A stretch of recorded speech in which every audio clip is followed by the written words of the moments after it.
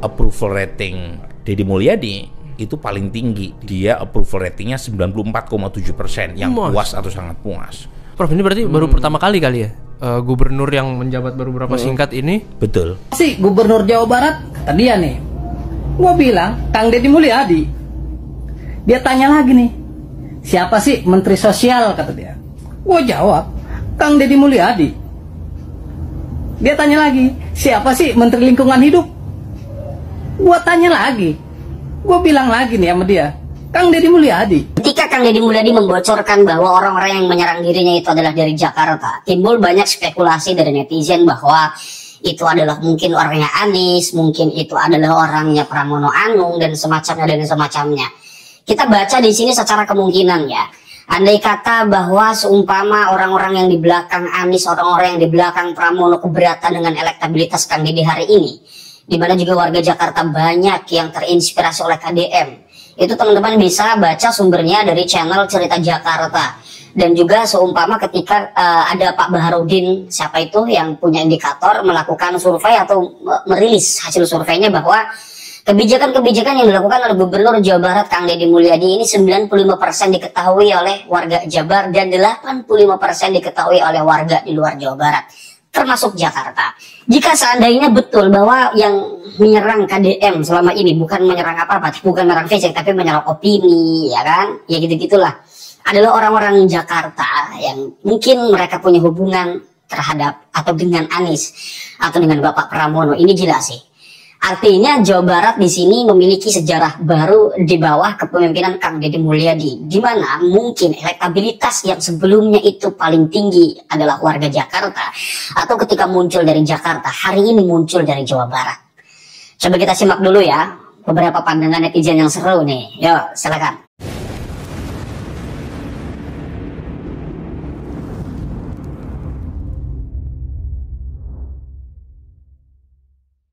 Approval rating Deddy Mulyadi itu paling tinggi dibanding 5 gubernur yang lain. Dia approval ratingnya 94,7%, yang puas atau sangat puas. Waktu Jokowi menjadi gubernur pertama kali 2012 ya. Itu juga tidak setinggi Deddy Mulyadi. Padahal udah masuk gorong-gorong itu waktu itu. Iya.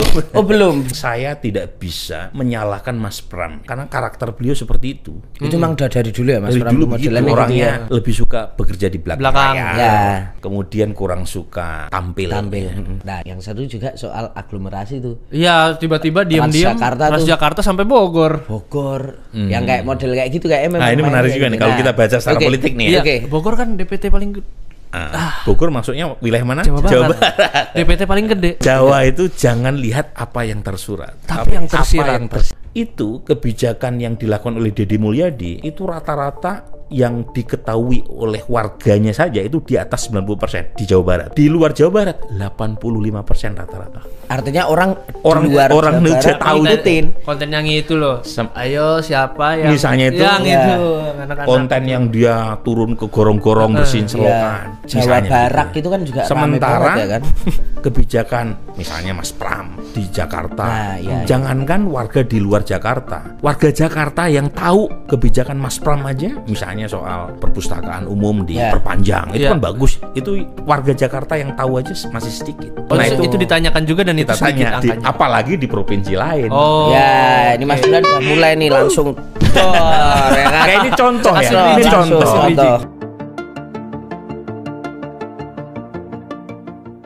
Kinerja Gubernur Kang Deddy Mulyadi versus kinerja pejabat Pemprov Jawa Barat menurut Profesor Burhanuddin Muhtadi. Kaitan dengan masalah ekonomi itu kinerja Pemprov Jawa Barat masih di bawah. Berarti bisa dibilang kurang bagus karena tidak ada keseimbangan antara kinerja Pemprov dengan gubernur sendiri. Ada dua tadi ya, saya belum bisa menjawab konklusif. Satu sisi Pemprov akan ada gap antara approval KDM sebagai gubernur dengan public approval Pemprovnya. Gapnya itu menunjukkan KDM belum memaksimalkan instrumen Pemprov untuk menyukseskan kinerjanya. Yang kedua, jangan-jangan masyarakat menyalahkan Pemprovnya karena Pemprovnya diisi oleh birokrat lama yang dianggap kurang mampu untuk mengikuti terobosan dari gubernur. Jadi ini dua hal yang mungkin menjawab mengapa ada gap. Dan gap itu sebenarnya terjadi di beberapa tempat. Misalnya ya, Jawa Timur tadi ada gapnya itu. Jawa Timur itu antara approval Hovifah dengan approval Pemprovnya itu ada gap. Jadi orang di Jawa Timur lebih suka sama Hovifah ketimbang Pemprovnya di beberapa item. Kemudian DIY gapnya makin tinggi lagi. Di DIY orang happy banget sama Sri Sultan sebagai gubernur. 83-84% happy sama Sri Sultan sebagai gubernur. Tapi evaluasi terhadap Pemprovnya di bawah tingkat kepuasan terhadap gubernur. Nah, di situ kan berarti jawabannya berbeda. Jangan-jangan karena gubernur seorang raja juga, gitu ya, maka evaluasinya dipengaruhi oleh faktor lain di luar dari evaluasi internal. Menyala Kang Deddy Mulyadi. Burhanuddin Muhtadi bungkap data survei gubernur sepulau Jawa. Pak Burhanuddin boleh mundur ya? Tapi soal ijazah Jokowi, kita kemarin rilis soal ijazah. Oke. Ya, Pak Burhan, ini kalau misalkan tadi keterkaitan dengan elektabilitas tertinggi, kalau misalkan dari tren-tren sebelumnya dari Pak Jokowi, Pak Ganjar itu kan perlu punya efek pada pilpres. Nah kalau dirilis kali ini yang lewat dengan survei tertinggi itu ada kaitan dengan pilpres mendatang nggak, Pak Burhan? Ya tadi seperti yang tadi saya sampaikan, kami fokusnya di kebijakan. Jadi survei di 6 provinsi ini belum memasukkan variabel elektabilitas 2029. Alasan kami adalah terlalu cepat kita menanyakan pacuan tiga elektabilitas terkait dengan peta 2029. Jadi fokus kami lebih ke substansi, bagian dari masukan publik terkait dengan evaluasi dan koreksi kebijakan yang diambil oleh kepala daerah. Meskipun saya harus mengatakan dengan terus terang, biasanya tinggi rendahnya approval rating kepala daerah seperti yang terjadi pada kasus-kasus sebelumnya itu berhubungan dengan elektoral. Artinya kalau sekarang kita temukan beberapa kepala daerah tingkat approvalnya tinggi, itu umumnya punya dampak elektoral terkait dengan elektabilitas personal mereka. Nah, di situ kita bisa cek nanti ya, terutama setelah sekian lama jelang 2029 sudah pasti itu muncul pertanyaan-pertanyaan elektoral. Tetapi setidaknya dari gambaran ini kita punya informasi sementara dari 6 gubernur, ada 1 gubernur yang approvalnya tinggi, yang bisa saja menciptakan kejutan, terutama kalau misalnya yang bersangkutan maju di 2029. Nah, masalahnya yang bersangkutan yaitu KDM masih menjadi bagian dari Gerindra. Yang kita tahu Gerindra vote getter terdiri partai, kemudian ketua umum, ketua dewan penasihat itu dipegang satu nama yaitu Presiden Prabowo Subianto. Nah, itu isu di tingkat elit yang tidak tercapture dalam survei-survei karena berkaitan dengan apakah Deddy Mulyadi akan tetap samina wa ta'na dengan Gerindra, yaitu keputusan mengusung Pak Prabowo, dan karenanya dia akan menjadi voter buat Pak Prabowo, ataukah berpisah jalan. Dan pertanyaan itu saya tidak bisa jawab sekarang karena too soon to be true. Indikator Politik Indonesia baru saja melakukan survei opini publik secara tatap muka kepada 1.200 responden yang terpilih secara random melalui metode multistage random sampling di seluruh anggota populasi warga Jawa Barat yang punya hak pilih. Dan berdasarkan survei yang baru saja kita dapatkan di lapangan tanggal 3 sampai tanggal 12 Oktober, kami menemukan elektabilitas pasangan Deddy Mulyadi dan Erwan Setiawan mencapai 75,7%. Dan di peringkat kedua adalah pasangan Ahmad Saihu dan Ilham Habibie sekitar 13,8%. Sementara dua paslon yang lain itu elektabilitasnya di bawah 5%. Nah, berdasarkan survei yang kita baru saja temukan di Jawa Barat, kita bisa menyimpulkan bahwa Deddy Mulyadi dan Erwan Setiawan unggul secara meyakinkan dengan selisih sangat signifikan di atas margin of error 2,9% yang kita patok dalam survei ini. Dan tentu saja menarik untuk kita lihat apa penyebab mengapa pasangan Deddy Mulyadi dan Erwan Setiawan unggul jauh dibanding lawan-lawannya. Ini penting karena berdasarkan presiden sebelumnya kita tahu bahwa elektabilitas paslon di Jawa Barat itu umumnya sangat kompetitif. Jadi tidak ada calon gubernur yang unggul di Jawa Barat mendapatkan perolehan di atas 40%. Misalnya orang seperti Ridwan Kamil di 2018 unggul hanya di kisaran sekitar 34%. Kemudian Ahmad Heriawan bersama pasangannya di periode kedua itu hanya unggul di kisaran 31%. Nah, keunggulan jauh seorang Deddy Mulyadi dan Erwan Setiawan itu disebabkan oleh beberapa hal. Pertama adalah faktor kedikenalan yang sangat timpang antara Deddy Mulyadi dibanding rival-rivalnya. Deddy Mulyadi dikenal 93% responden, sementara rival-rivalnya tingkat kedikenalannya di bawah 30%. Jadi tidak seimbang sama sekali antara mereka yang mengenal Deddy Mulyadi dibanding nama-nama yang lain. Orang tidak mungkin memilih kalau tidak dikenal. Sementara rival-rival Deddy Mulyadi itu punya problem struktural karena tingkat kedikenalannya terlalu jauh. Karena umumnya mereka late start, jadi sangat terlambat masuk ke gelanggang.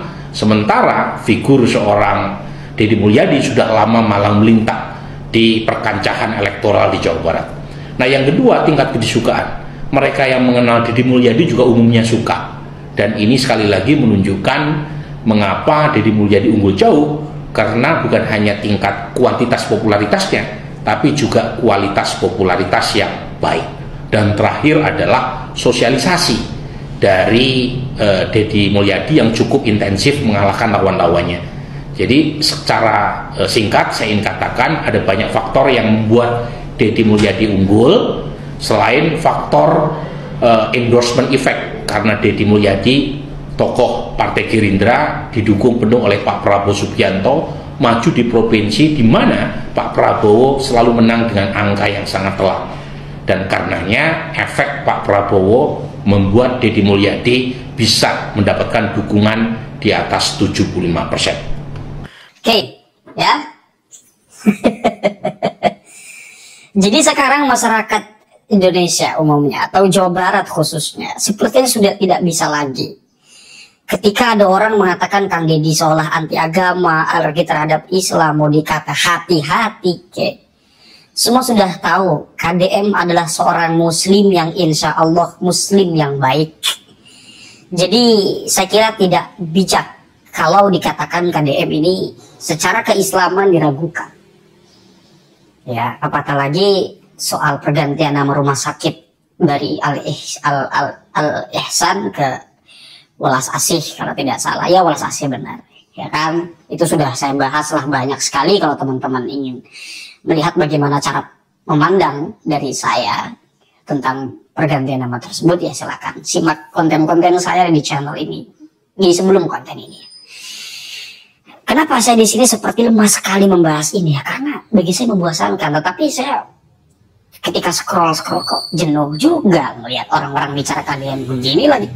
Kayak nggak ada bahan gitu ya, sama kayak saya konten ini seolah-olah kehabisan bahan, ini lagi yang dibahas, ini lagi yang dibahas. Bukan ini lagi yang dibahas, tapi kok kalau nggak ditanggapi geli gitu. Jadi begitu ya, saya melihat udahlah banyak sebetulnya yang bisa saya katakan, tetapi saya tidak terlalu tertarik untuk menanggapinya. Dan saya bertekad baiklah tidak menganggap ini sebagai sesuatu yang serius ya. Mungkin orang lain akan menganggap ini sebagai sesuatu yang serius, atau orang-orang yang menyerang KDM itu menanggapi KDM secara serius. Bagi saya tidak terlalu urgent untuk ditanggapi ya. Mereka ya saudara kita sama. Orang-orang yang menyerang KDM itu, orang-orang yang menyerang KDM itu sama saudara kita. Tidak perlulah kemudian kita harus secara serius itu kayak seolah membenci. Enggak, kita nggak perlu, kita tidak perlu untuk melakukan hal demikian itu. Bismillah. Kita tanggapi mereka sebagai saudara kita. Kita rangkul, mau itu Pak Rizik, mau itu Pak Alfian, mau itu Pak Sungki, mau itu Pak Bahar, atau Pak siapapun, atau Pak siapa itu, Pak Ate dulu kan, ada kan Ate, Pak Ate, Pak Ate atau siapapun itulah.